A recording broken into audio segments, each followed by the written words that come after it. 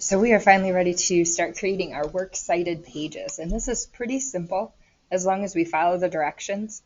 I have a set of written directions on our class website. If you follow those step by step, it'll walk you right through, but sometimes it's helpful to see it. So I'm going to show you what we're going to do. So the first thing you're going to want to do is open all of the tabs for all of the articles that you've created. There were two that we did together and one that you did on your own. You found some interesting information for your introduction. You'll need to have that website open because you are going to need to cite where you got that source. You're also going to open up the citation machine, and it will be citationmachine.net/MLA. From here on out, all we do essentially is copy, paste, and check for missing information. So I'm going to start with this one, how increasing social media use affects the brain. So I'm going to select this by clicking on it just once, and then I'm going to copy it by holding down the Control key and hitting C. Then I'll come back over here and I can't see anything, which means I need to scroll down. This is a free site, which means there are a lot of advertisements, and you'll probably have to watch at least one paid advertisement in order to fully use the site. So I'm going to be watching for the big orange buttons. This one says website, and that's what I'm using. So I have to scroll down again because I can't really see anything. And you can guess now I'm going to paste it. And I'm going to hold down the Control key and hit V in order to paste it. So again, I'm clicking the big orange button. So I'm going to search and see what pops up. And it should find my article for me. And if I don't see anything, then I need to scroll down. And I can see they found that article, so now I'm going to cite it. Can't see a whole lot, so I'm going to scroll down again, and it's telling me what they found and what they need help finding. So this information they'll have populated, and this information I'll have to put in manually. So I'm going to click the big orange button. I'm going to continue. And now I'm going to scroll down, and it looks like they don't have the article title. So here's where I have to go back and forth and back and forth. So I am going to select this, Control C copy, Control V paste, and then I'm going to come over here and look for the author title because they don't have that. That is the J. Flowers Health Institute. This is a little bit unusual because usually the author's name will be a first name and a last name. In this case, they don't have a specific place for an institution creating an article, so we're just going to put it here under name.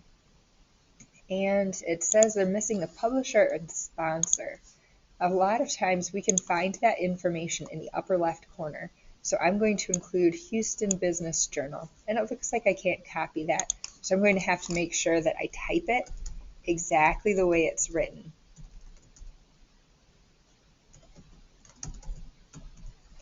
And you can see this is not spelled correctly.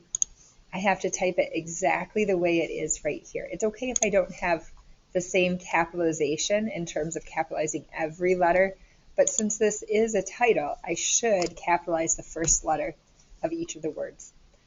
So now it has all the information except the date it was published. So I'm going to come back and see if I can find that. If I can't find it, then I would just leave it blank. But in this case, we have it right here, November 14th, 2022. So now I'm going to start with a day, and then the month, and then the year. So you have to watch out for that. Usually we say November 22nd, 2022. They're asking us to put it in differently. And then we're accessing it today, so it already has that information in there. So now I'm going to scroll down and click Create Citation.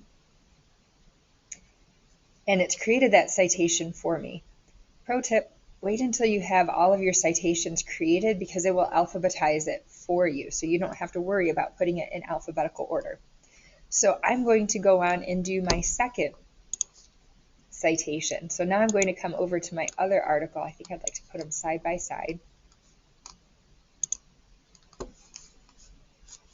I'm going to now click Control C. I'm going to copy here. I'm having a few issues, so I'm going to pause the video for just a quick second while I fix those.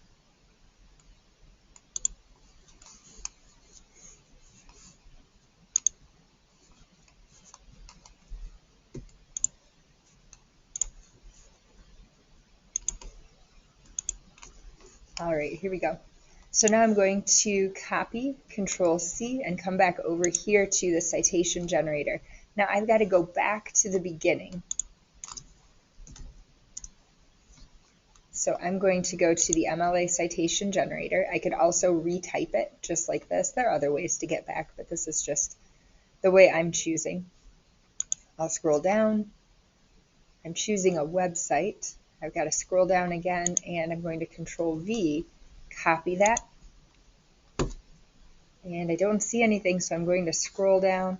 Sometimes we have to be a little patient while it finds information, but it looks like it did find it.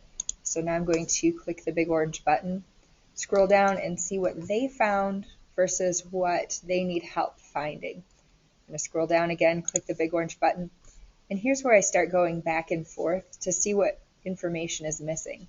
So this time they have the article title here for me. They have the author in there for me. We have the website title, which is NEA, publisher, sponsor, National Education Association. So I'm going to put that in there.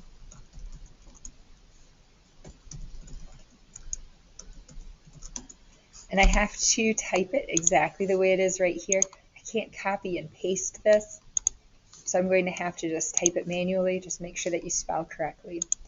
And it doesn't have the date it was published, so I'm going to come back and see if I can find it. And usually that's up by the author's name. If it's not there, I'll scroll down to the bottom. And if I still can't find it, I'll leave it empty, because if there is no date that it's been published, then I can't include that information. But in this case, we do have it. So we have September 27th, 2018.